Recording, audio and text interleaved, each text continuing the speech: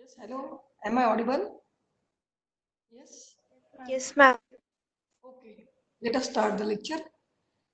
So today we are going to see the last part of spinal cord.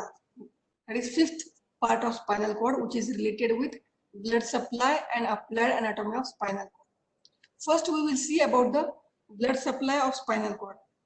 First, we will see about the blood supply of spinal cord. The spinal cord is highly vascular. It is supplied by anterior spinal artery, two posterior spinal arteries, and segmental arteries. Before going to blood supply directly, we will first revise about the fissures and sulci of spinal cord, which we have already done at the time of external features of spinal cord. Now here you can see this is the transverse section of spinal cord, showing this is anterior median fissure where anterior spinal artery lodges. This is posterior median sulcus through which a septum made up of nervous tissue enters in the substance of spinal cord to the variable extent. Then on either side of anterior median fissure, there is presence of anterolateral sulcus. Through the anterolateral sulcus, anterior or ventral root of spinal nerve emerge out. Ventral root of spinal nerve comes out through the anterior lateral sulcus. Similarly, there is posterior lateral sulcus. Through the posterior lateral sulcus, the posterior or dorsal root of spinal nerve enters. It enters in the spinal cord. And thus here you can see this is the anterior median fissure through which anterior spinal artery runs. This is anterolateral sulcus through which the anterior or ventral root of spinal nerve emerge out. This is posterior lateral sulcus through which posterior root of spinal nerve enters in the spinal cord, and at this level posteriorly there is posterior median sulcus. Now let us see about the blood supply. Anterior spinal artery. Now where it arises, what is its course, how it is formed. Let us see. The anterior spinal artery is present. It is formed in the cranial cavity. It is present. It is formed in the cranial cavity in front of medulla. Here you can say this is the pons and this one is medulla. And the anterior spinal artery is formed in the cranial cavity in front of medulla with the help of two small spinal arteries, which are the branches of fourth part of vertebral artery. So here you can see this is the fourth part of vertebral artery, and these are the two small spinal branches which meet with each other, which join with each other in the center and then run downward along the anterior median fissure throughout the spinal cord. Means at the up to the level of L1 vertebra. Below the L1 vertebra, it continues with phylum terminale. Below the L1 vertebra, it continues with phylum terminale. What is phylum terminale? We have studied this. It is a thin thread-like filamentous structure which is non-nervous, extending from lower end, means that from the L1 vertebra to the first coccygeal vertebra. So the anterior spinal artery extends up to the first coccygeal vertebra. Now, let us see the course of vertebral artery. As we know that the vertebral artery is a branch of subclavian artery, and subclavian artery is coming from arch of aorta directly on left side, whereas on right side it is coming from the brachiocephalic trunk. It has four parts. First part extends from the origin up to the foramen transversorum of 6 cervical vertebrae. Second part extends from the 6 cervical vertebra to the first cervical vertebra.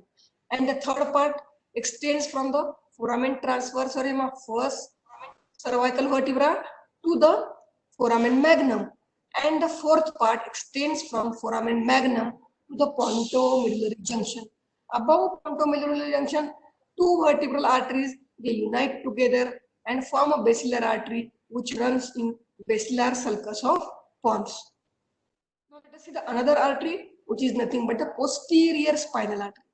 Posterior spinal arteries, they are two in number. They are also formed in the cranial cavity. and there are also branches of vertebral artery. Sometimes it may arise from posterior inferior cerebral artery, which is again a branch of vertebral artery.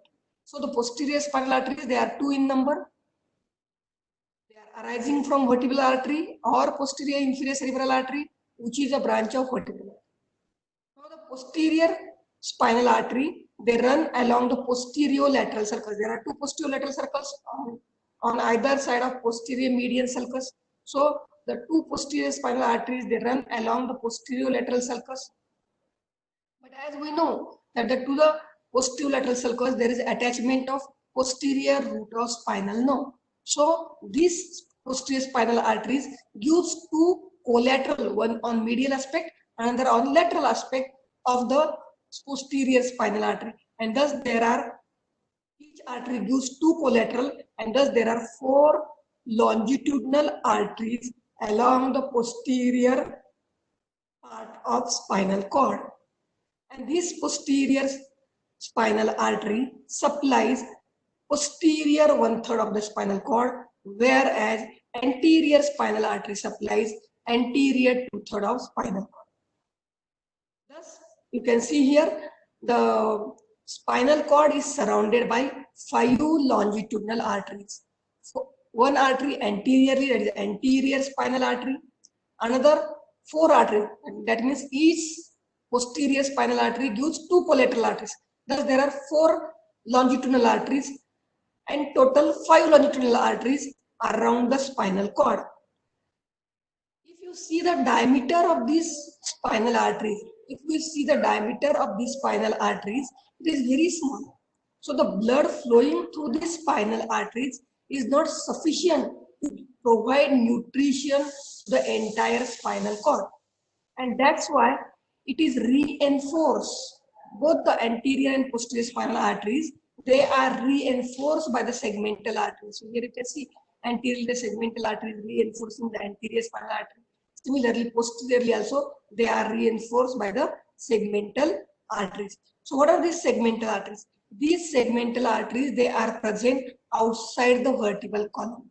And these arteries, they are branches of different regions of spinal cord. As we know, spinal cord has 4 regions: cervical region, thoracic region, lumbar region, and sacral region. So from these regions, the branches, they arise.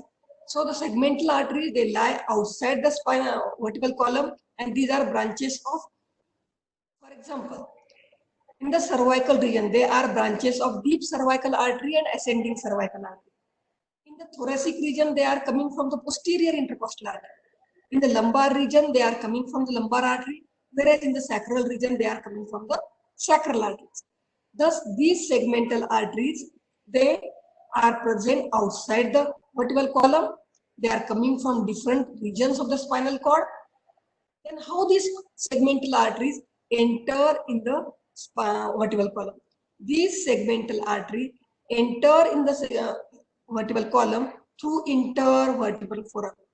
So the segmental artery enters into the vertebral column through intervertebral foramen and divides into anterior radicular artery and posterior radicular artery.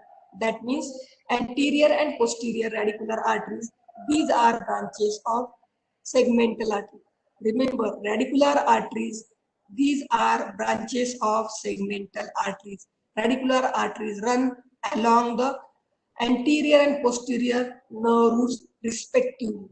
The anterior radicular artery reinforces anterior spinal artery, posterior radicular artery reinforces posterior spinal artery. And thus there is formation of 5 longitudinal trunks. Here you can see this is the anterior spinal artery and this is the anterior radicular artery. So the anterior spinal artery is reinforced by the anterior radicular artery, and thus there is formation of 5 longitudinal trunks around the spinal cord. And these trunks, they are communicating with each other with the help of arteria corni or arteria vasocorona. So the 5 longitudinal trunks which are present around the spinal cord, they are communicated with each other with the help of another set of arteries which is known as arteria corni or arterial vasocorona, and they form pial plexus. So here you can see they are forming pial plexus, and the branches of these pial plexus, they supply the superficial part of the spinal cord, and thus there are 5 longitudinal trunks around the spinal cord. Now, let us see the course of segmental artery. So in the thoracic region, this is the posterior intercostal artery, and this is the branch of posterior intercostal artery, which is called segmental artery. Now this segmental artery enters in the vertebral column through intervertebral foramen and divides into posterior and anterior, which is called as anterior and posterior radicular artery. Now this anterior radicular artery reinforces the anterior spinal artery, posterior radicular artery reinforces the posterior spinal artery. Now here you can see the anterior radicular arteries, they are longer than the posterior radicular arteries. Why? Because the anterior radicular arteries, they have to reach anterior median fissure where anterior spinal artery lodges, whereas posterior radicular artery has to reach up to posterior lateral sulcus. Hence, posterior radicular arteries, they are smaller than the anterior radicular arteries, and that's why number of posterior radicular arteries are more. Posterior radicular arteries, they are 12 in number, whereas anterior radicular arteries, they are 8 in number. The peculiarity of these radicular arteries is that these are the end arteries. What do you mean by end arteries? The arteries which do not anastomose with each other, they are called end arteries. What is its significance? If these end arteries, they get damaged, they get occluded, they get thrombosed, the area supplied by that particular artery get damaged, it becomes ischemic. Otherwise, in any other arteries, they are anastomosed with each other.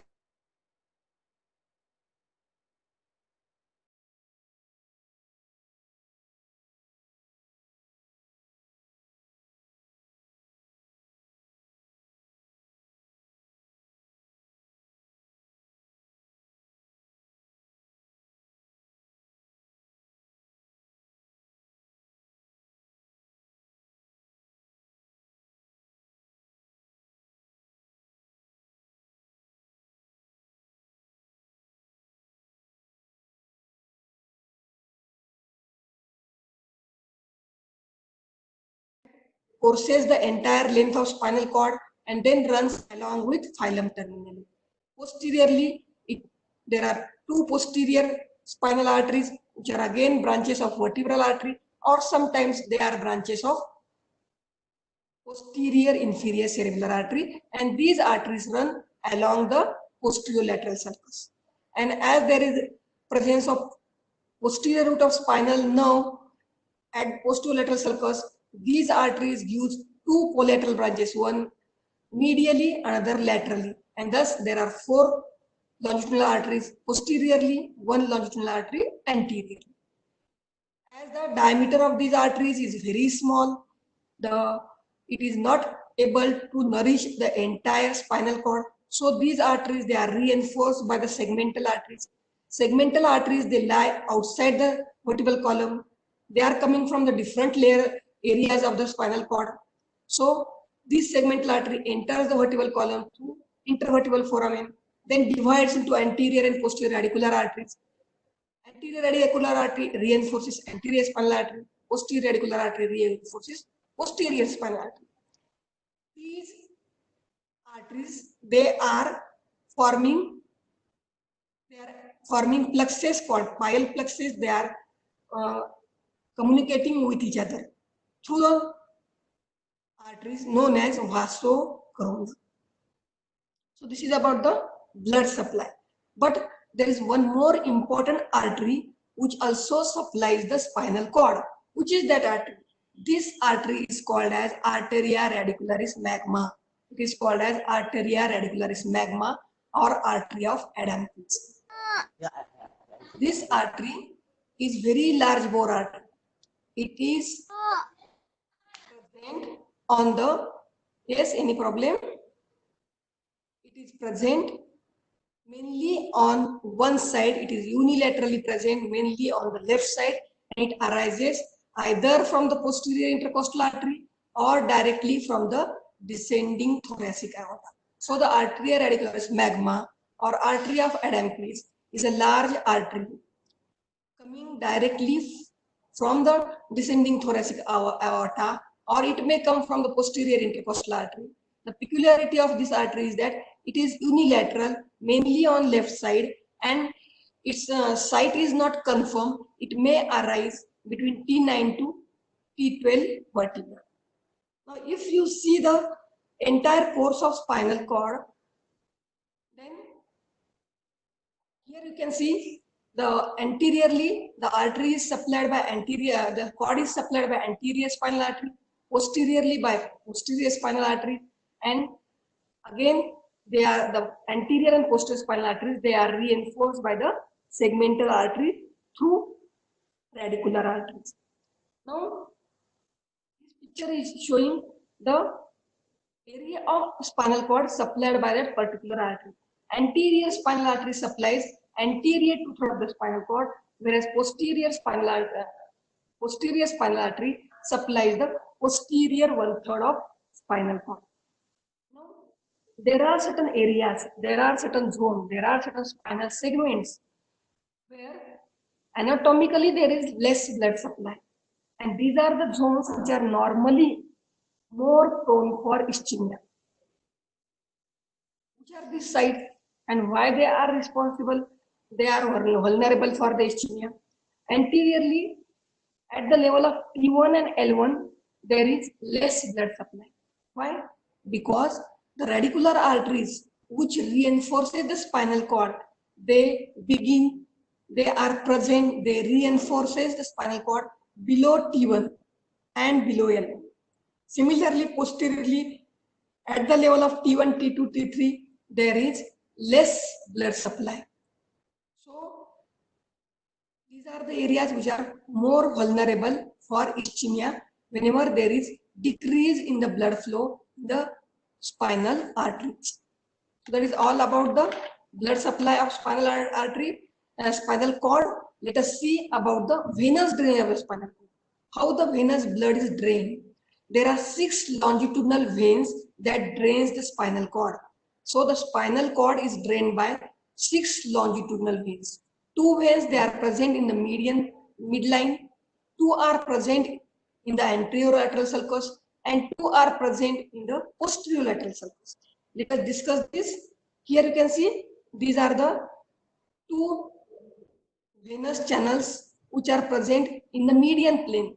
Anteriorly, there is anterior median longitudinal venous channel present in the anterior median fissure.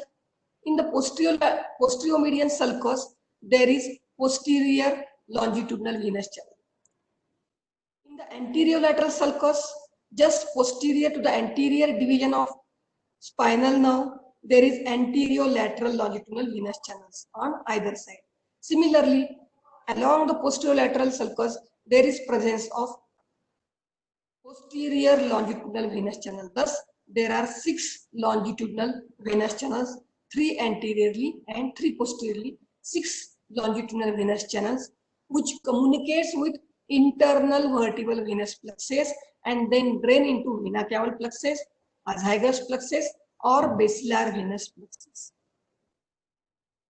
Now let us see the certain syndromes related with the blood supply of the spinal cord. What means by syndrome? Syndrome means group of signs and symptoms. First, we will see about the anterior spinal artery syndrome, which is also known as Beck's syndrome. Why it occurs? It occurs due to occlusion or compression of anterior spinal artery. What are the conditions which causes compression of the anterior spinal artery? Spinal artery can be compressed because of any tumor, or it may be occluded because of formation of thrombus. So whenever there is occlusion or compression or any part of the spinal artery is damaged, it will affect the certain part, that particular part of the spinal cord. As the anterior spinal artery supplies anterior two-thirds of the spinal cord, so most of the structures which are present at that level, they are damaged. So what are the different structure? Mainly the tracts which are present in the anterior two-thirds. In the anterior two-third, important, this is the descending tract, that is corticospinal tract.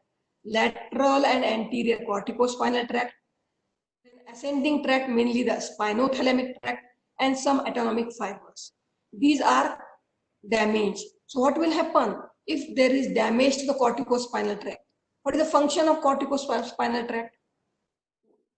Have you done the yesterday's homework? I have already told you that please go through the pathways and functions of the various tracts. So what is the function of corticospinal tract? The corticospinal tract is responsible for conscious voluntary movement, fine, skilled, precise movement of distal part of the limb. So if there is damage to the corticospinal tract, the voluntary movements below that lesion, they will be absent, they will be damaged.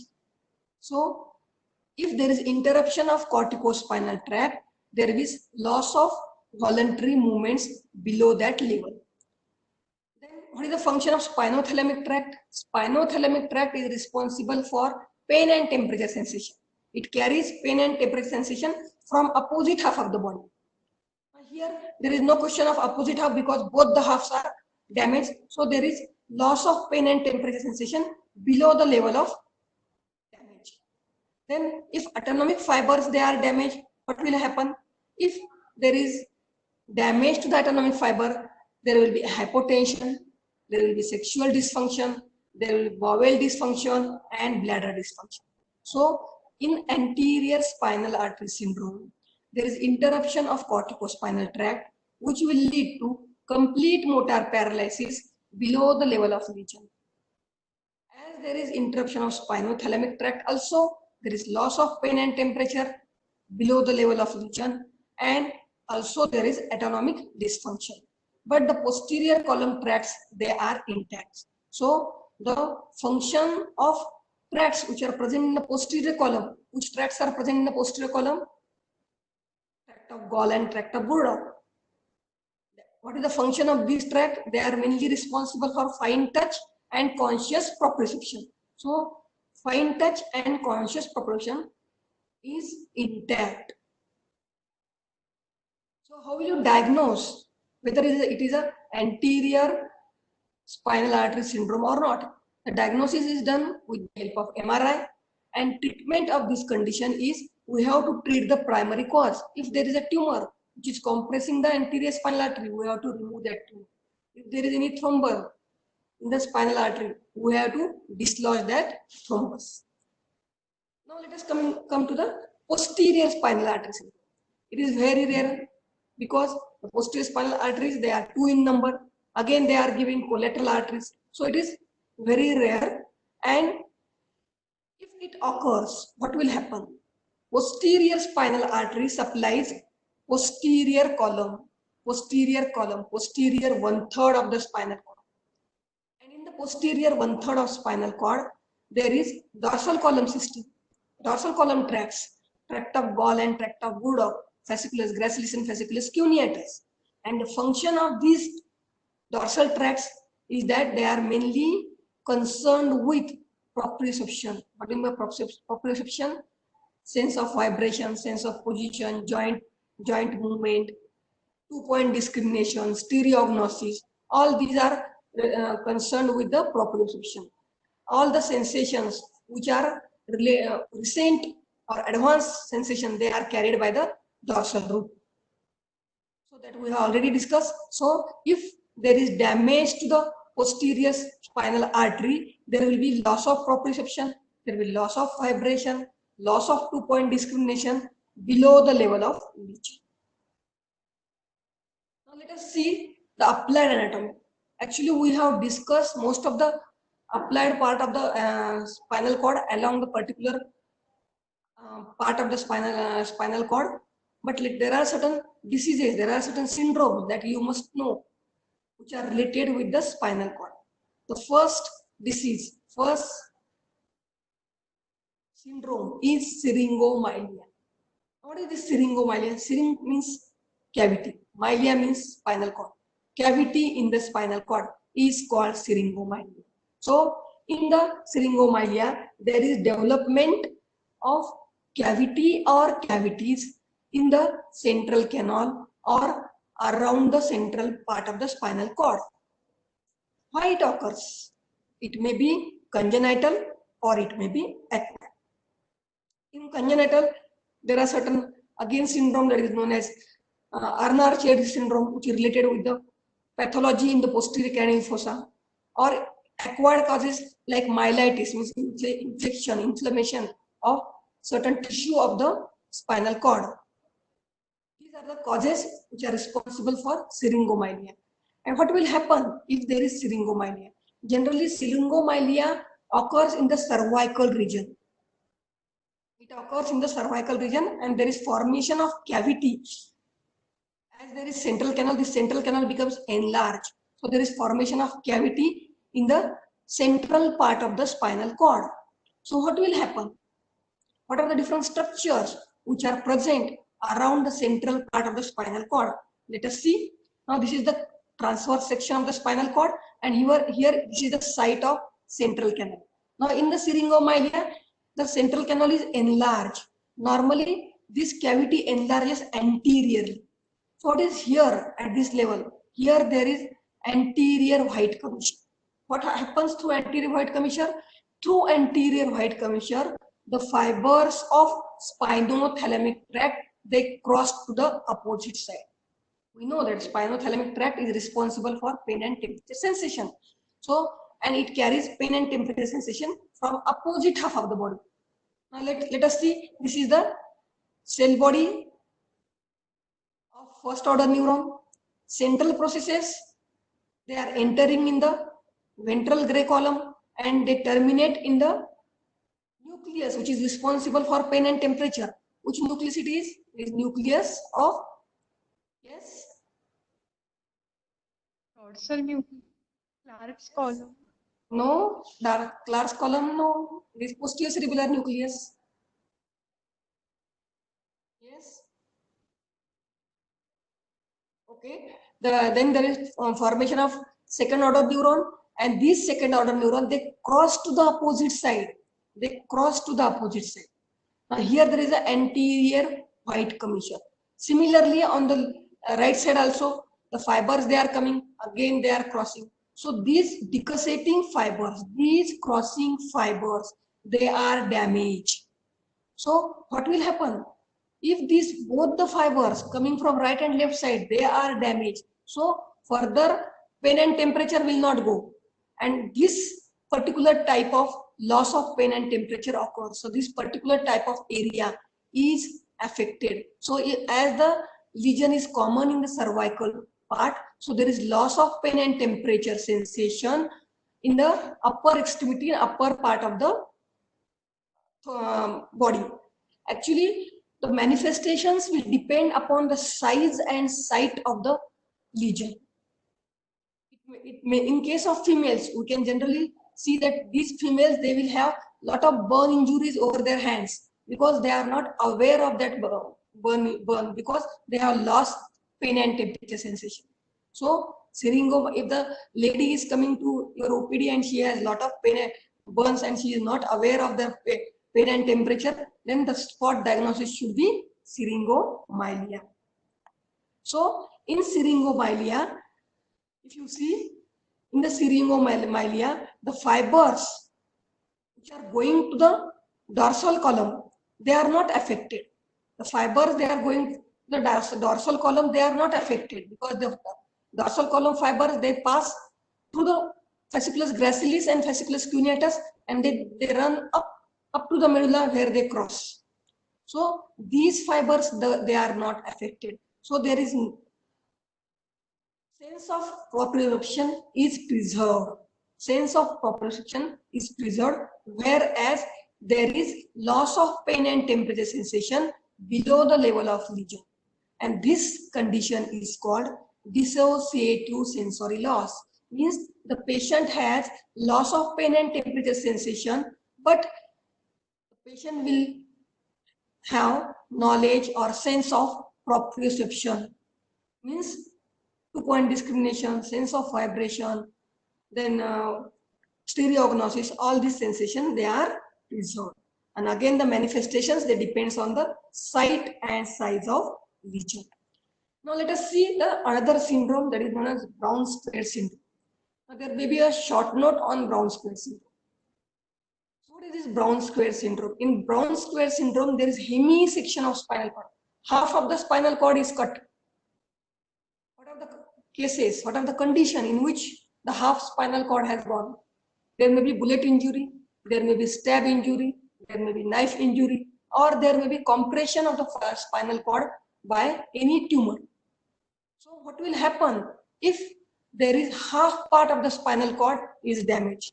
Here first we will see this is the transverse section and this is the half part of the spinal cord which has damage.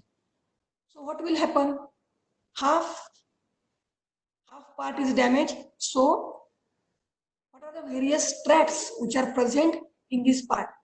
Dorsal column tracts, corticospinal tract, spinothalamic tracts. All the tracts, they are damaged. Now, what are the various symptoms?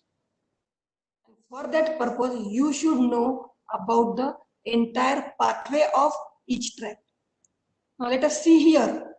This is dorsal column related with proprioception. Normally, the function of dorsal column is it is related with fine touch and proprioception on opposite half of the body, normally. But in Brown square syndrome, it affects the same side. Why? Let us see later. Then corticospinal tract, it also controls voluntary movements on opposite half of the body. But here in Brown square syndrome, again there is upper motor type of lesion on same side. Whereas loss of pain and temperature sensation is on opposite side. Why this is so? So in Brown square syndrome, there is ipsilateral upper motor neuron type of paralysis. There is ipsilateral loss of proprioception below the level of lesion, but there is contralateral loss of pain and temperature sensation, and also there is Horner syndrome due to loss of autonomic fibers. But why this is so? First, we will discuss about the pain and temperature pathway. Now, in pain and temperature pathway, we have seen the first order cell bodies of the first order neuron, they are present in the dorsal root, ganglion. Central processes, they enter in the posterior gray horn, they relay, and second order neuron, they arise. And they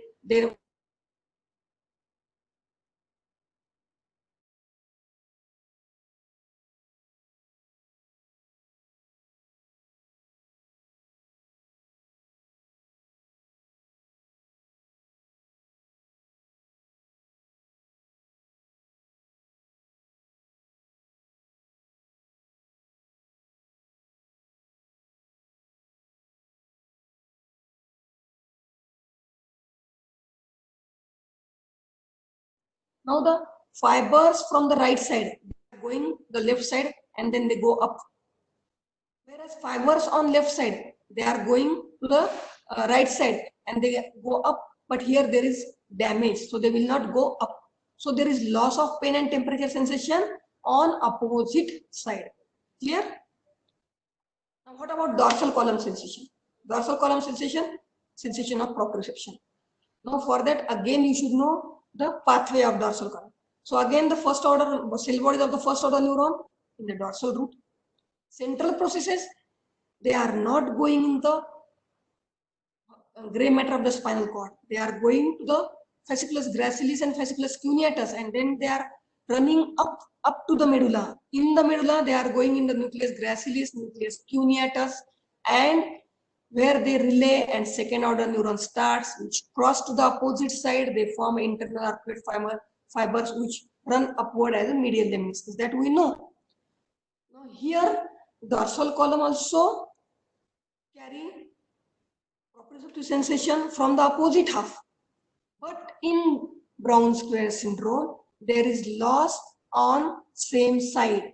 Why? Because the crossing is occurring above, the lesion is below, and crossing is above, and that's why there is ipsilateral loss of dorsal column sensation. Are you clear? Yes. Now coming to the corticospinal tract. As we know, the descending tracts, they have only two neurons, upper motor neuron, lower motor neuron. Descending tract mainly responsible for conscious skillful movement of distal limb on opposite side. So what is upper motor neuron? Neuron which extends from the motor cortex to the motor neuron in the gray matter of spinal cord, anterior gray matter of the spinal cord. Lower motor neuron from the anterior horn of anterior motor neuron to the effector organ. So there is lower motor neuron. Now what happens in the corticospinal tract? Now here you can see this is the lesion. This is a descending tract. So the fibers here also they are crossing, the 80% fibers they are crossing in the medulla. Fibers they are crossing above the spinal cord. Lesion is in the spinal cord, and that's why there is ipsilateral paralysis. So here is this is the site of lesion. So at this level there is damage. So whatever the fibers they are present here, they are damaged, and this is the lower motor neuron from the gray matter of the spinal cord to the effector organ. This is lower motor neuron. Again, this is the upper motor neuron, and this again blue color is the lower motor neuron. Means there is loss of lower motor neuron at the level of lesion, and below the level of lesion there is below the level of lesion there is upper motor type of paralysis. Are you getting something? So please go through the tracks. If you have any query, ask me, because this is very important. There is a short note on Brown square syndrome. So in case of corticospinal tract, as the crossing is above the spinal cord, lesion is in the spinal cord, so there is ipsilateral loss. So at the level of lesion, there is lower motor neuron type of paralysis. At the below the level, there is upper motor type of paralysis. On the same side, this is the site of lesion. So on the same side, there is upper motor type of paralysis. So what do you mean by upper motor paralysis? Now, in upper motor, why it occurs? Normally what happens? Upper motor neuron, they control the lower motor neuron. But when the upper motor neuron, they are damaged, there is no control over the lower motor neuron. So the lower motor neuron, they get exaggerated. So what will happen? There will be increase in the spasm of the muscle. That is known as spastic paralysis. There will be increase in the reflexes. Condition is hyperreflexia. There will be increase in the tone, hypertonia. And as the muscles, they are not used, there is slight atrophy of the muscle. That is known as disuse atrophy. Fasciculation, when twitching of the muscle is absent. It is present in lower motor neuron because the muscles, they are become more sensitive to the action of acetylcholine.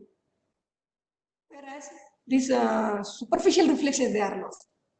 Babinski's sign is positive. What is Babinski's sign? If you stroke the sole from lateral to medial, normally what happens? There is flexion, or that is known as plantar flexion of all the fingers. But in upper motor paralysis, everything is up. So the thumb goes up. That is dorsiflexion of the thumb and fanning of other fingers. That is known as Babinski's sign. Whereas in the lower motor paralysis, there is no tone, so there is flaccid paralysis, there is hyporeflexia, there is hypotonia, wasting of the muscle is more. So that is the difference between upper and motor neuron lesions. Another condition which is related with the spinal cord is stapes dorsalis. What is this stapes dorsalis? It is a degeneration of posterior white column and posterior nerve. Why it occurs? It occurs because of complication of syphilis. Because of complication of syphilis, there is occurrence of stapes dorsalis, and hence in stapes dorsalis, there is loss of function of dorsal column. What is the function of dorsal column? Proprioception. So there is loss of proprioception. Proprioception, again there is positive Romberg sign. So here you can see this is the level at which there is stapes dorsalis, which is a late complication of syphilis caused by Treponema pallidum. So there is loss of proprioception below the level of lesion. And if the patient is asked to stand feet together and eyes closed, he will not able to stand. He will stagger and fall down. That is known as Romberg test. The another condition is posterior rhizotomy or chordotomy. This we have already discussed. In rhizotomy, we are cutting the appropriate posterior root. It is done mainly in chronic back pain, whereas chordotomy, we are cutting the trunk of spinothalamic tract. This is done as a palliative treatment in many malignancies. So that is about the all the conditions that are related with the spinal cord. So we have completed the entire spinal cord, that means external features of the spinal cord, internal structure of the spinal cord, ascending tracts, descending tracts, blood supply, and upland anatomy.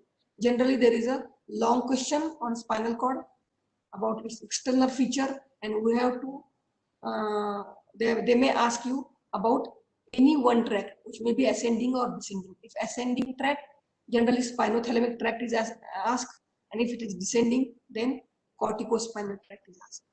Then always there is short note on blood supply of spinal cord and Brown Square syndrome.